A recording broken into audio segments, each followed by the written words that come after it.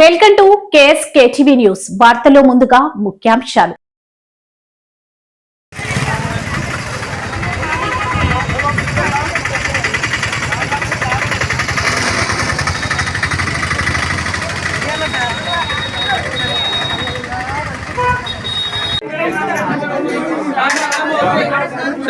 చెప్పండి ఇంకా అన్ని బయట ఇస్తూనే ఉన్నాం మేము కూడా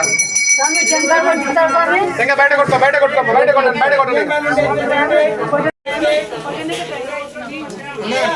బయటికే ఇస్తున్నాం మేము లోపల పెట్టుకోలేదు.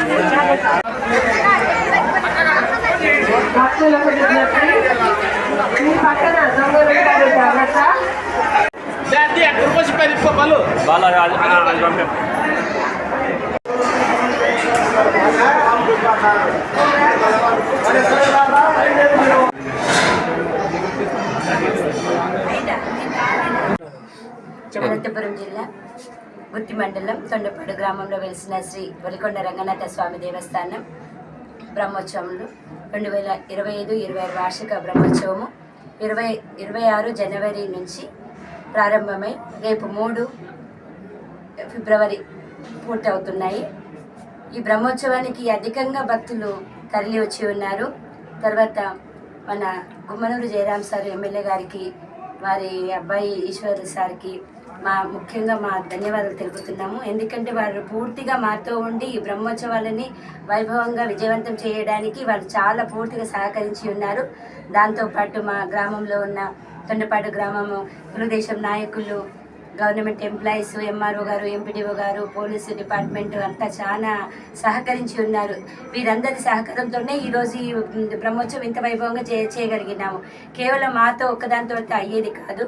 కాబట్టి పేరు పేరున అందరికీ మరియు మా ఎమ్మెల్యే గారికి ముఖ్యంగా ధన్యవాదాలు తెలియజేసుకుంటున్నాను. భక్తులకి ధన్యవాదాలు తెలియజేసుకుంటున్నాను. అనంతపురం జిల్లా గుత్తి మండలం తొండపాడు గ్రామంలో వెలిసిన శ్రీ బలికొండ రంగనాథ స్వామి రథోత్సవముకి శుభాకాంక్షలు. వచ్చిన భక్తాదులకు స్వాగతం, సుస్వాగతం. మా రథోత్సవానికి రాబో ఈశ్వరన్న గారు, ఎమ్మెల్యే అన్న గారు వారు రాకతో చాలా వైభవంగా జరిగింది. జనవరి 26 తేదీ నుంచి ఫిబ్రవరి 3 తేదీ వరకు రథోత్సవం జరుగును. నిన్న 1వ తారీఖు కళ్యాణం, తెల్లవారుజామున 3:30 కళ్యాణోత్సవం జరిగింది. సాయంత్రం 4 గంటలకి తేరు లాగడం జరిగింది. తేరు లాగడానికి ఎమ్మెల్యే గారు వచ్చారు.